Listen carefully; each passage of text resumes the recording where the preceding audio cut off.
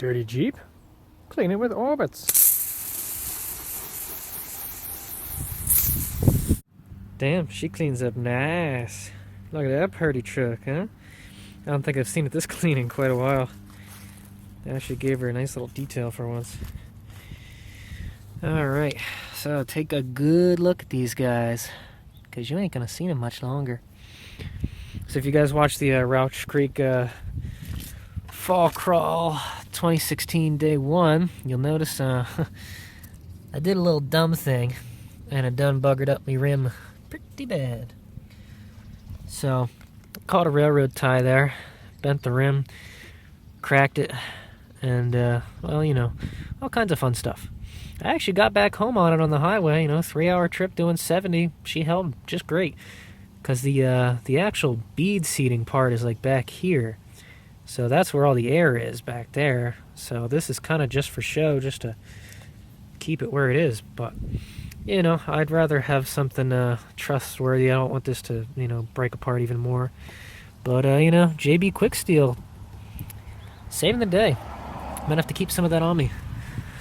But these tires are looking a little worn, too. I mean, these are the fronts. These ones were worn worse than the ones that were in the back. But I think it's time for some new shoes. I've had these tires for, I think, about a year, secondhand. I bought these from someone else, and they were about half used when I got them from them.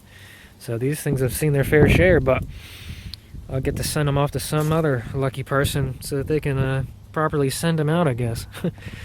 So, let's go take a look at the goods.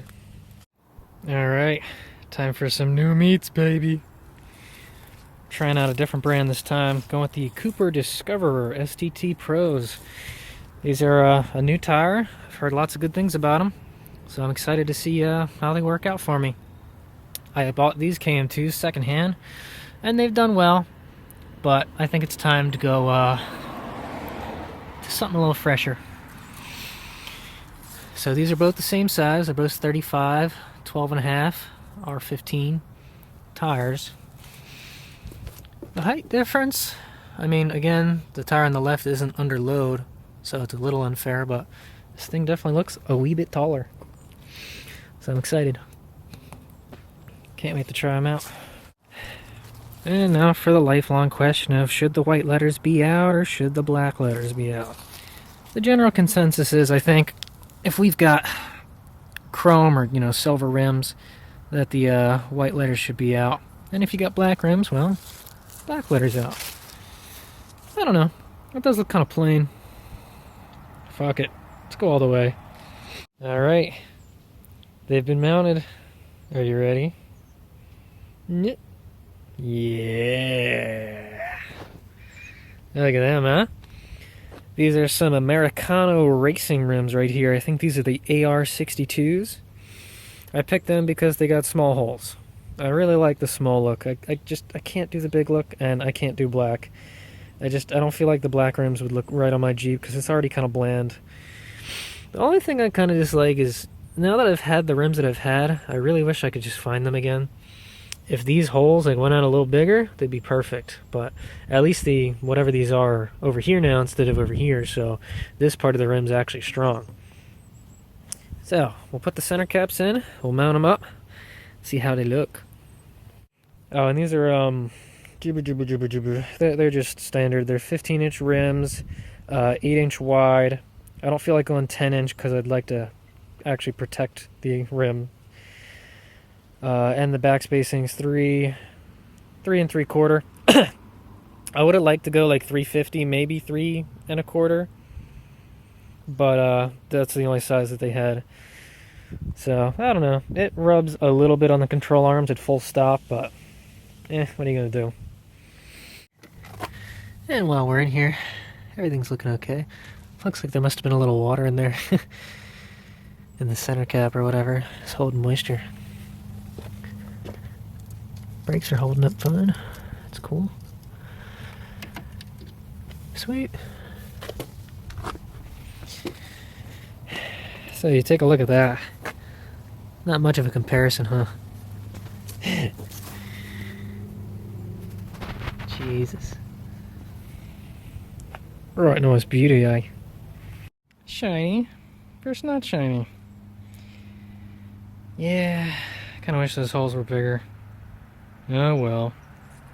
Apparently I'm stuck in the 80s or some shit. Well, this is why it's always good to give some checkups every now and then. I don't think there's any pad left on the inner side. On this side you can see there's a little bit. But on this side, I don't even know if I can get you in there, but it doesn't look like there's much. It's probably like a little fucking sliver, but I think we're about on metal. That's no good. Guess I'll have to get some pads. Okay, now they're the other way around. You can tell the height is pretty much the same, but that's because now that one's loaded and this one's not. So, cool. Alright, well there it is. Cooper Discover STT Pro, 35 inch, 12.5 inch wide, 15 inch rim, on some American Racing AR62s. Not half bad.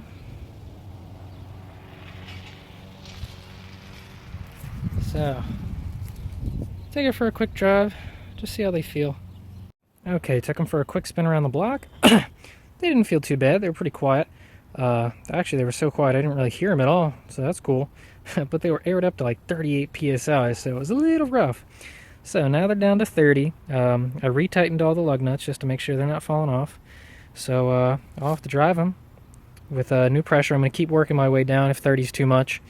Because with the KM2s I was running them at about 26.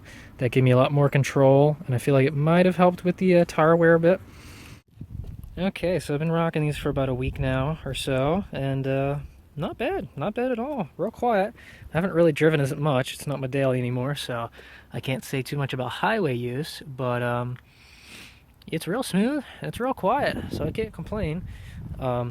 But now I'm just trying to dial in the pressure. 28 was obviously way too high. I started at 30, and 30 was nice and smooth and quiet and seemed to control nice.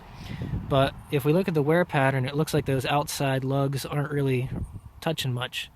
Now, something to remember is these things have a recommended rim size of 8.5 inches to, I want to say 11.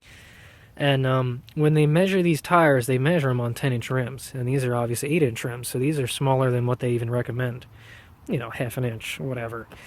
But that will affect how our tires wear a little bit. So we might see a little more of this. We might have to drop the pressure down more to get a more even wear.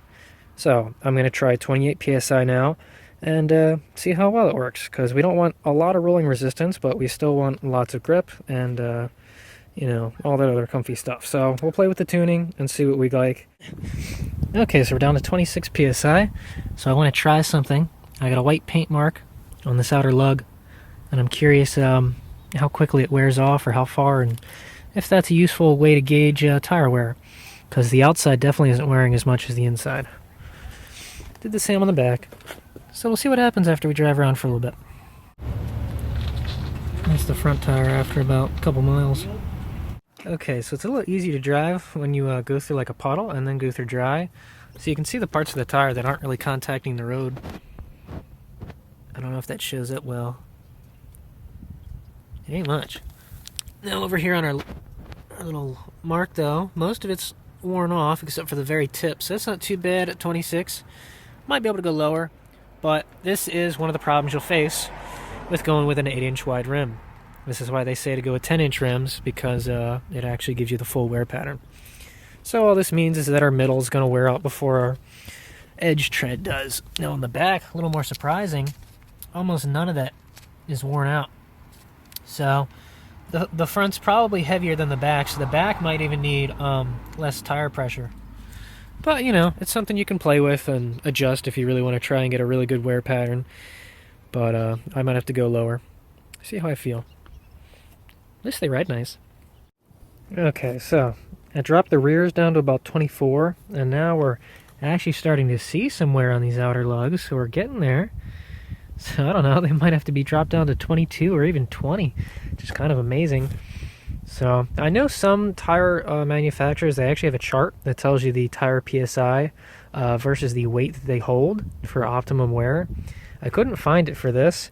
I don't remember if that was for the KM2s or for these guys. But I don't know. I'm going to stop boring you guys with the details. I didn't get to take these off-road yet, so I can't tell you how well they do in any of those kind of things, but they look nice, and they ride nice on the street, so at least they got that going for you. There you go. Those are 35 by 12.5 inch tires on 6-inch lift on a Jeep Cherokee. So, guess we'll get to try these bad boys out in February. Sweet.